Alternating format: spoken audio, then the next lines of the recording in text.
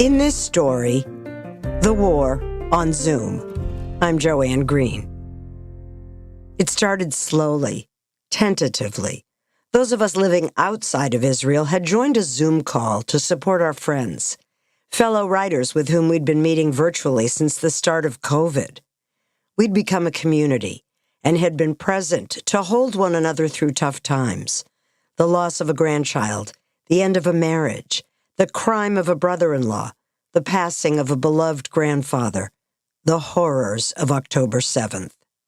We're writers near and far, mostly living in the U.S. and Israel, with origins ranging from Italy to South Africa. We are women, celebrating the joys and milestones in our lives, juggling relationships and health concerns, triathalons and flower beds, and all the while creating beauty when we find the time and the inspiration with our words. But this meeting was different. 5 of us showed up to listen, to nod empathetically, to give our exhausted friends who'd been running in and out of safe rooms in the middle of the night for a week as the Iron Dome beat back many of the ballistic missiles Iran was shooting at Israel.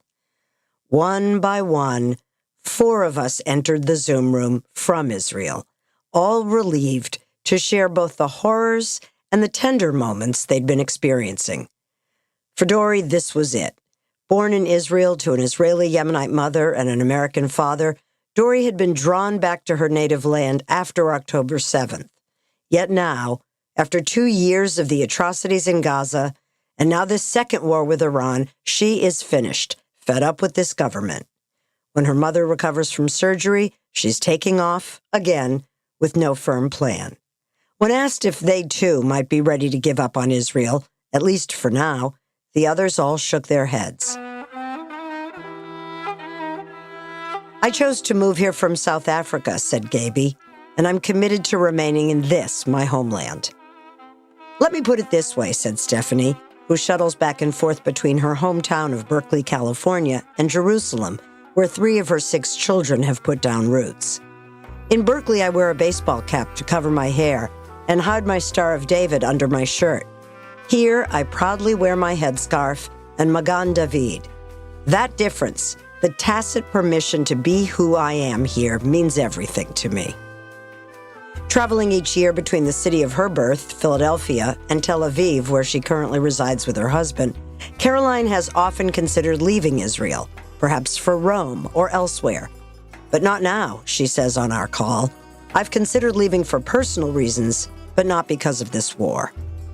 And then she grabbed her cell phone, a look of alarm on her face, and abruptly jumped from her seat and out the door. We were stunned.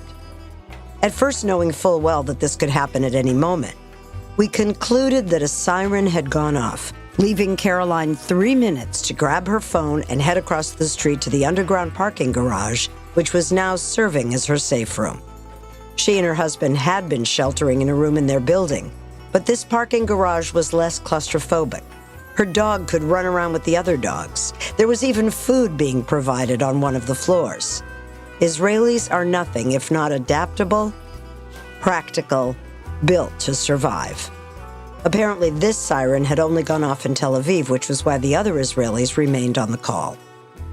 I kept looking at Caroline's square, the rooms we've come to know in each of our homes. Not having time to close her laptop, we were watching her room grow darker as the sun was setting. She, we assumed, had fled to relative safety. It was eerie to see her empty room and know that missiles were flying. Her empty room enabled us to share the horror of war in real time. 3 of Caroline's adult children live in the U.S., and some may choose to stay there. What does that mean for her future? She doesn't know. Gaby lives on a kibbutz in the northern part of Israel and shares that some people in her community continue to go about their business during this frightening time, while she chooses to limit her movement, to feel safe, not to tempt fate. Everyone in Israel has family members who've been called up to the military. Everyone knows someone who has been killed in Gaza, in the war that seems to have no end. A second war, and a government she cannot abide, have pushed Dori over the edge. The rest of us shake our heads, unsure of what to think. Was it right for Israel to bomb Iran now? Who knows? Was this the moment for the U.S. to step in and try to help finish the job with bunker-busting bombs? Perhaps. Death to Israel, death to America have been the chants for far too long, and a nuclear Iran is a threat, not just to us, but to the world.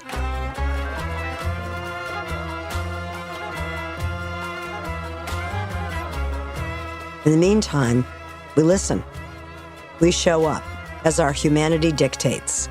We read and we watch. We hope and we pray for our friends and for all people to be safe and at ease.